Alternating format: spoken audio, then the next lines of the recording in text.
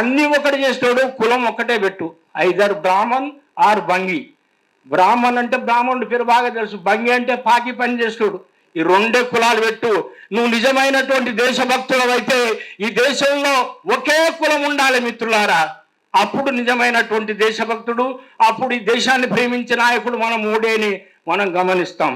ఎద్దు కూర తిన్నోడే ఎంతో ముద్దుగున్నాడే, ముద్దపప్పు శాకాహారి బుద్ధిహీనుడైనాడే, ఎద్దు కూర తిన్నోడే ఎంతో ముద్దుగున్నాడే, ఎద్దు కూర తిన్నోడే ఎంతో ముద్దుగున్నాడే, ఎద్దు కూర తిన్నోడే ఎరపులైను చేశాడు, ఎద్దు కూర తిన్నోడే రైలును కనిపెట్టాడు, ఎద్దు కూర తిన్నోడే బొగ్గు బాయి దువ్వాడు, ముద్దపప్పు శాకాహారి ప్రపంచాన్ని సర్వనాశనం చేసే కులం మాత్రం చేశాడరే, ఎద్దు కూర తిన్నోడే ఎంతో ముద్దుగున్నాడే, ఎద్దు కూర తిన్నోడే ఎంతో ముద్దుగున్నాడే, ఎద్దు కూర తిన్నది నాడు మాది ఒళ్ళు కాదు.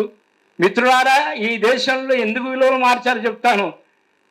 ఇంగ్లీషోడు ఇంజనీరు ఆనాడున్న కాటన్ దొర, ఎద్దు కూర తింటూనే నీటి కడ్డు కట్ట వేశాడు, ఆ కట్ట కింద బారే నీరుతో నాటు ఓన్లీ ఎద్దు కూర పంది మాంసం కూడా తిన్నాడు ఆయన. Please my dear friends, come on build this barrage అని చెప్పి దాన్ని గడిచడానికి ఇంటికి భోగం సహనావత్తు సహనమునొత్తు సహవీర్యం కరవాయి అని స్నానం చేయకుంటే ఎవరు తిండుతుంది? చెరు మీద అలిగితే ఎవరు తిండుతుందండి? అంటే మీరు మాకు విలువలు మారిస్తే అట్లా రెడీ ఉంది ఇంకో సిద్ధాంతం. మిత్రులారా, ఇంగ్లీషోడు ఇంజనీరు ఆడాడున్న కాటన్ దొర, ఎద్దు కూర తింటూనే నీటి కడ్డు కట్ట వేశాడు, ఆ కట్ట కింద బారే నీరుతో నేడు మడి స్నానం చేస్తుండ్రు, ఎద్దు కూర తిన్నోడే ఎంతో ముద్దుగున్నాడే, ఎద్దు కూర తిన్నోడే ఎంతో ముద్దుగున్నాడే. అయ్యా, ఎద్దు కూర తినే సాయబు మన దగ్గర ముస్లింలు రోజు గొడ్డు మాంసం ఒక రకంగా తింటారు. కట్లీసు, హిమాములు, రకరకాల పేరుతోటి. ముస్లింలలో అయితే మా సోదరులు సనాతనవాదులు మంచిగా ప్రేమిస్తారు. మాలమాదిగాల కాడికి వచ్చేసరికి ఏదో నా కొడుకులు పిచ్చి గలీజ్గాళ్ళు, అరే ముస్లింలు తింటారు గొడ్డు మాంసము, వాళ్ళని ఏమనంటారు వీళ్ళు కత్తి పెట్టి కసకస నరుపుతారు. కాబట్టి మేము మాలమాదిగాలు నోరు లేని వాళ్ళము. కాబట్టి ఈ నా కొడుకుల్ని వీళ్ళని అణిచివేయాలంటే గొడ్డు మాంసం కొడుకులు, అడ్డమైన కొడుకులు అని చెప్పేసి.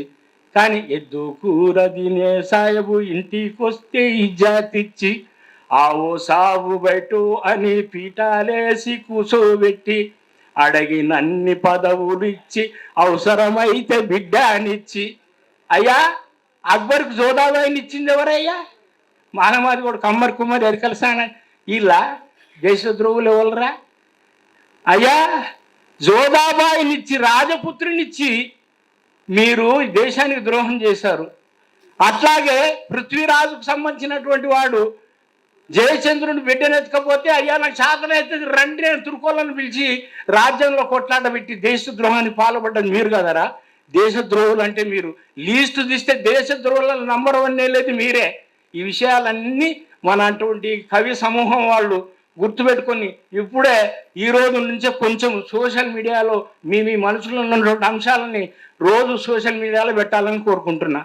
ఎద్దు కూర తినే సాయబు ఇంటికి వస్తే ఇజ్జాతిస్తి ఆవో సాబు బయట అని కుర్చీలేసి కూసోబెట్టి అడిగినన్ని పదవులు ఇచ్చడం అయితే అవసరమైతే బిడ్డని ఇచ్చారు.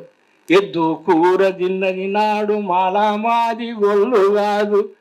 అయ్యా, ఎద్దు కూర తినాలనే యజ్ఞయాగం చేసినారు, తొడ ఇవ్వడు దినాలు అని మెడ ఇవ్వడు దినాలు అన్నీ రాసి పెట్టారు. వాజ్పేయి ఏమంటున్నాంటే ఇక్కడ కషాయాల పేర్లు ఎక్కడంట మరి గుర్తుపెట్టుకోవాలి. ఇక్కడ మరి కషాయాలు అంటే ఏమంటారు? ఇక్కడ మనల్ని గోదలను కోసుకోవాలని కట్టుకోవాలి అంటారు. కట్టుకోవాలని సంస్కృతంలో పేరు వాజ్పేయి అంట. అయ్యా, మరి ఇటువంటి పేర్లు వాళ్ళకే వాటి నుండి మాకు చెప్తున్నారు మీరు తినొద్దు అన్నీ తిని ఏదో బొక్కలో లమరణాన్ని చూస్తే మాకు అది కూడా తినకుండా చేస్తున్నారు. ఏం తినాలో, ఎట్లుండాలో, ఏం వేసుకోవాలని చెప్పేటువంటి ఈ దుర్మార్గమైనటువంటి రాజ్యంలో బతుకుతున్నాం. మరి ఇటువంటి రాజ్యాన్ని బుద్ధుడి నుండి మొదలుకొని బాబాసాహెబ్ అంబేద్కర్ పోరాడి ఒక అద్భుతమైన రాజ్యాంగాన్ని ఇస్తే దాన్ని కూడా వద్దనే పరిస్థితికి వచ్చారు. ఇక మీ మీద వదిలేసారు, మన మీద వదిలేసారు. బిడ్డ, దయచేసి మనం దాని గురించి ఆలోచించాలి. Thank you very much. మరొక చిన్న మీటింగ్ ఉంది, నాకు సెలవు ఇవ్వాలని. ఎందుకంటే మన్నించాలి నిర్వాహకులకు. ఈ మదీనా ఎడ్యుకేషన్ సెంటర్లో ఒక మీటింగ్ ఉంది, దయచేసి మన్నించాలి. Thank you very much.